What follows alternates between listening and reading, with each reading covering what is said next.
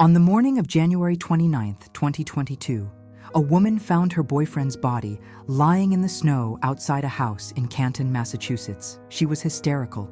She kept saying the same thing over and over to the paramedics who arrived. She said, "I hit him, I hit him." That sentence has been at the center of one of the most polarizing, most debated, most obsessively followed criminal cases in recent American history. 2 trials, 1 mistrial, 1 acquittal. A lead investigator fired and his law enforcement certification stripped. A federal investigation that ran for 3 years and ended without charges. A civil lawsuit still active in the courts. And a country divided, loudly, bitterly, sometimes viciously, between 2 camps that look at the exact same evidence and reach completely opposite conclusions. Is Karen Red a drunk driver who hit and killed her boyfriend and left him to die in a blizzard? Or is she an innocent woman who was framed by a corrupt network of law enforcement officers and their civilian friends, the most elaborate police cover-up in Massachusetts since the scandals that sent innocent men to prison for decades? By the end of this video, you will understand the case completely. Every piece of evidence, every twist, every question that remains unanswered. And you will understand why, after 4 years, 2 trials, and a verdict, we still do not know with legal certainty what happened to John O'Keefe. Let's start at the beginning, because this case is impossible to understand without understanding the night it all started. January 28, 2022. A Friday night in Canton, Massachusetts, a suburb about 20 miles south of Boston. Karen Reed, 44 years old, an adjunct professor and data analyst who worked for the state, was out with her boyfriend, John O'Keefe. John was a Boston police officer, 46 years old, 16 years on the force, the kind of man his family called Johnny, and his friends called JJ, and his niece and nephew called something too private and specific for a courthouse. They went to the Waterfall Bar and Grill in Canton with a group of friends. Karen drank. Prosecutors would later argue she drank significantly, estimating her blood alcohol content somewhere between 13 and 29 around 12:45 in the morning, well over the legal limit. After the bar, the group was reconvening at the home of Brian Albert, a retired Boston police officer who lived at 34 Fairview Road in Canton. John knew Brian. They were connected through the overlapping world of Boston law enforcement and its social circles. At approximately 12:24 in the morning on January 29th, surveillance data placed Karen Reed's black Lexus SUV arriving at 34 Fairview Road. Minutes later, the exact timing matters enormously and is disputed. Karen left. The prosecution says she drove away alone, leaving John behind because they had been arguing. Text messages and voicemails from the evening show a relationship under strain. At approximately 1 in the morning, Karen left John a voicemail. The prosecution played it for juries in both trials. She called him a loser. She told him to go to hell. She told him she hated him. The defense says something different happened. They say Karen drove John to the house, they argued, she left, and John, instead of going inside as everyone has assumed, was denied entry or left outside. He was intoxicated. It was below freezing. Heavy snow was falling. What happened next, in the hours between approximately 12:30 and 6 in the morning, is the question at the center of everything. At 4:23 in the morning, John O'Keefe's niece called Jennifer McCabe. Jennifer McCabe is a woman at the center of this case in ways that we will come back to. She is Brian Albert's sister-in-law, a friend of John's, connected to multiple people in the network of that Canton social world. The niece told McCabe that Karen was distraught because John hadn't come home and wasn't answering his phone. Around 5 in the morning, Karen called another woman whose husband knew John. According to prosecutors, Karen said while searching, "What if he's dead? What if a plow hit him? I don't remember anything from last night. We drank so much." At 5:07 in the morning, a surveillance camera at John's house showed Karen's SUV coming extremely close to John's SUV in his driveway. The prosecution said no taillight pieces were found there. The defense argued this was where the taillight was actually damaged, when Karen's SUV struck John's, providing an innocent explanation for the broken light. At approximately 6 in the morning, Karen, Jennifer McCabe, and the other woman drove to 34 Fairview Road. Karen saw John lying in the snow in the front yard. She began screaming. She was, by every witness account, hysterical and inconsolable. Multiple first responders, paramedics, firefighters, police officers testified at both trials that they heard her say repeatedly, "I hit him, I hit him." John O'Keefe was transported to the hospital. He was pronounced dead. The medical examiner later determined the cause of death was blunt impact injuries to the head and hypothermia. Now here is where the case fractures into two completely different stories. And I want to walk you through both of them clearly, because understanding this case means understanding that the evidence is genuinely contested, not in the way that defense attorneys always claim evidence is contested, but in the way that two separate juries, made up of ordinary people who heard weeks of testimony, could not unanimously agree on what it meant. The prosecution's case rests on four pillars. The first is the broken taillight. Fragments of Karen Reed's Lexus SUV taillight were found at the scene at 34 Fairview Road, some in the days immediately following John's death as snow melted, some collected by investigators. John O'Keefe's DNA was found on some of those fragments. Fragments of taillight material were also found on John's clothing. The prosecution argued this was direct physical evidence that Karen's car struck John. The second is the "I hit him" statements. Multiple trained first responders, people with no personal stake in the case, testified under oath that they heard Karen Reed repeatedly say she hit him. This is not one witness with a questionable memory. It is a pattern of statements to multiple independent people in the immediate aftermath of finding the body. The third is Karen's own behavior that morning, the statements about not remembering the night, about wondering if a plow hit him, about asking to Google how long it would take a person to die in the cold. The prosecution said this was a woman in the early stages of understanding and suppressing what she had done. The fourth is the forensic data showing Karen's Lexus in reverse near the scene at a speed and trajectory consistent with striking someone. The defense's case is built on something equally important: everything that doesn't fit that story. The first problem is the investigation itself. The lead investigator was Trooper Michael Proctor of the Massachusetts State Police, and within 16 hours of the investigation beginning, Proctor was texting his friends about Karen Reed. He called her a vulgar term for a woman. He commented on her appearance. He said he was waiting to lock the whack job up. He texted his wife that he hoped she would kill herself. He searched the word "turtle boy," a reference to a blogger who was already building a following covering the case from the pro-Karen Reed perspective. He also had a personal connection that he did not disclose at the outset. His sister was close friends with Julie Albert, Brian Albert's wife. The home where John's body was found was owned by someone connected by family friendship to the lead investigator. Proctor did not search the house at 34 Fairview Road for blood, DNA, or fingerprints the night John's body was found. He did not record his interviews with the residents. He later admitted, in a civil court filing, that he observed the cracked taillight on Karen's vehicle and that pieces of plastic were recovered from the scene, while denying he planted or manipulated any of it. When asked on the stand at the first trial what he would do differently, he said, essentially nothing. He was fired by Massachusetts State Police in March 2025 after an internal investigation found he had violated multiple department policies, sending inappropriate messages about a suspect, providing sensitive investigative information to civilians, drinking alcohol on duty, and driving his police cruiser while drunk. His law enforcement certification was suspended by the Massachusetts Post Commission in December 2025. The defense argued that everything Proctor touched is contaminated, that a man who wanted Karen Reed convicted before the investigation was 24 hours old, who had personal ties to the family connected to the house where the body was found, who did not search that house, who did not record the interviews with potential witnesses, who disclosed investigative details to his sister who was friends with a witness's wife. That man cannot be trusted as the foundation of a homicide investigation. The second problem for the prosecution is the Google search.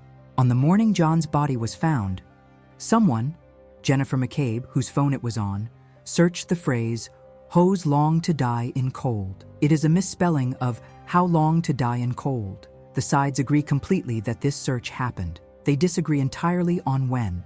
The prosecution said the search was made at 6:23 and 6:24 in the morning, after O'Keefe's body had already been found, after Karen and McCabe were together at the scene. Their expert argued this was consistent with someone trying to understand what had happened. Morbid curiosity in a moment of shock. The defense's forensic expert argued the search was made at 2:27 in the morning, hours before anyone called police, hours before Karen called McCabe saying John hadn't come home, hours before John's body was found. If the 2:27 timestamp is correct, it means someone in Jennifer McCabe's immediate world was asking how long it takes a person to die in the cold before anyone had any reason to know John O'Keefe was lying in the cold. Two forensic experts, two different answers, one search, one question that, depending on who you believe, is either meaningless or the most significant single piece of evidence in the entire case. Drop your city in the comments right now. I want to know where you're watching this from, and I want to know, before this video, did you know this case? Were you Team Karen or Team John? Drop it below. Every comment gets read. And if this is your first time on Close Circle Crime Stories, this is what we do. We go all the way to the bottom of the cases that matter. If that's your kind of content, hit subscribe. It genuinely makes a difference. The third problem for the prosecution is the dog. Defense forensic experts examined the injuries on John O'Keefe's arms, extensive lacerations and abrasions that the medical examiner described as consistent with being struck by a vehicle. The defense's dog bite expert, Dr. Marie Russell, testified that those injuries were, in her professional opinion, more consistent with the bite and scratch patterns of a large dog, specifically a German Shepherd, the breed owned by the Albert family whose home John's body was found in front of. If the arm injuries are dog bites rather than car debris, the entire physical story of what happened changes. A man with dog bite injuries was not hit by a car and thrown into a front yard. A man with dog bite injuries was attacked by a dog inside a house or near a house and ended up outside in the cold. The prosecution fought hard to keep this testimony out of the trial. Judge Canone ultimately allowed it. The jury heard it. We do not know what weight they gave it. The fourth problem is a crash reconstruction expert who testified for the defense that the damage on Karen Reed's Lexus SUV was inconsistent with having struck a human body. Not just inconsistent in some minor way. According to this expert, the car did not hit John O'Keefe. Full stop. The prosecution's own crash expert disagreed. Their expert testified that the damage and the vehicle data were consistent with a strike. Two experts. Two opposite conclusions from the same vehicle. The first trial began in April 2024. It ran for 9 weeks. It was a cultural phenomenon in ways that Massachusetts hadn't seen since the Whitey Bulger years. Supporters of Karen Reed came to the courthouse every day wearing pink. They chanted, they organized. The hashtag Free Karen Reed was everywhere. A blogger named Aidan Kearney, who wrote under the name Turtle Boy, had been covering the case for months, recording himself confronting witnesses, publishing information about people connected to the case, building a following of people who believed Karen was being framed. He was later arrested on witness intimidation charges related to the case and became a courtroom drama of his own within the larger drama. The jury deliberated for days. They sent the judge a note saying they were deadlocked. She sent them back. They sent another note. She sent them back again. On July 1, 2024, Judge Beverly Cannon declared a mistrial.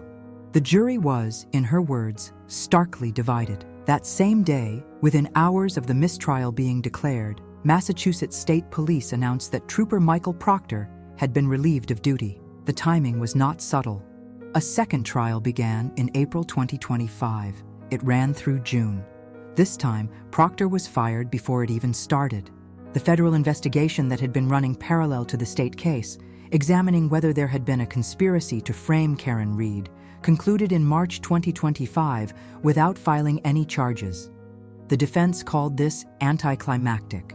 The prosecution called it exonerating. Neither side got quite what they wanted from it. On June 18, 2025, after 4 days of deliberations, the jury returned its verdict. Not guilty of second-degree murder.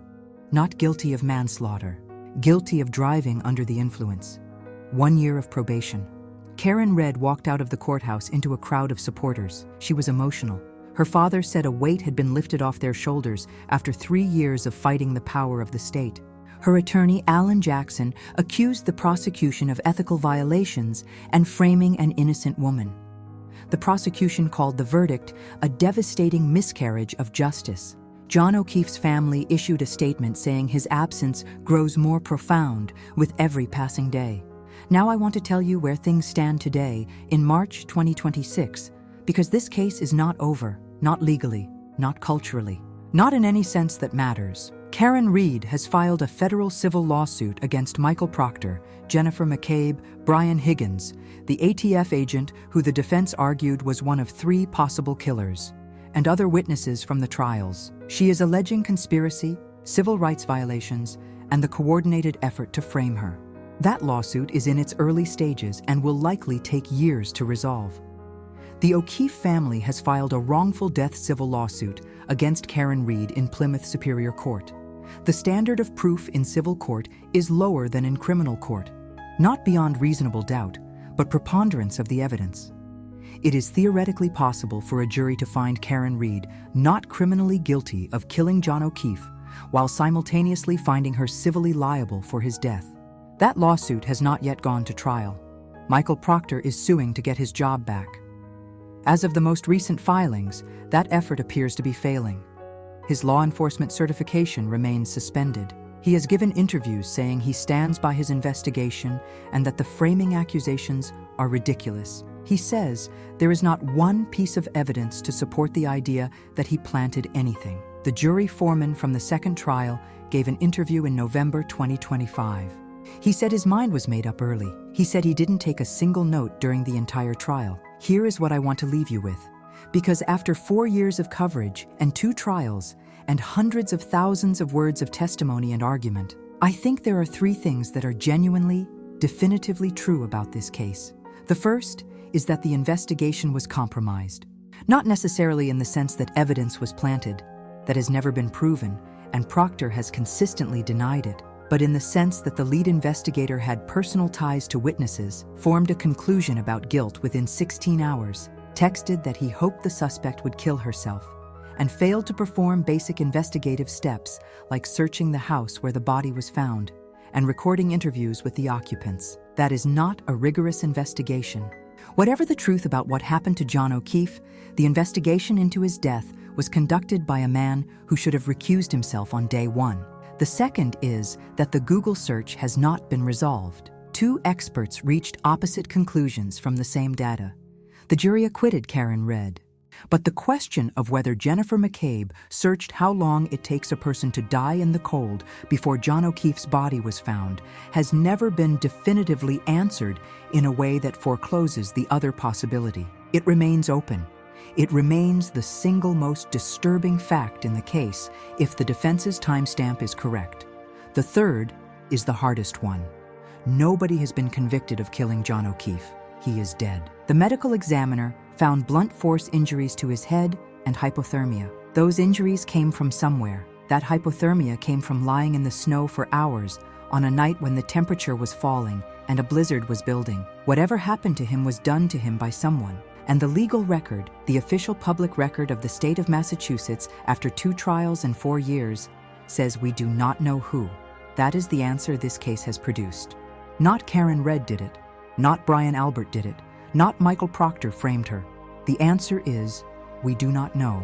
And in the absence of a conviction, in the absence of a new investigation, in the absence of someone somewhere deciding that the truth about what happened to a 46-year-old Boston cop on a snowy January night is worth pursuing regardless of the political and institutional costs, that is where it stays. John O'Keefe's gravestone says, "It's only a movie." It was his favorite phrase, his way of telling the people around him not to catastrophize, not to let the hard things become the whole story.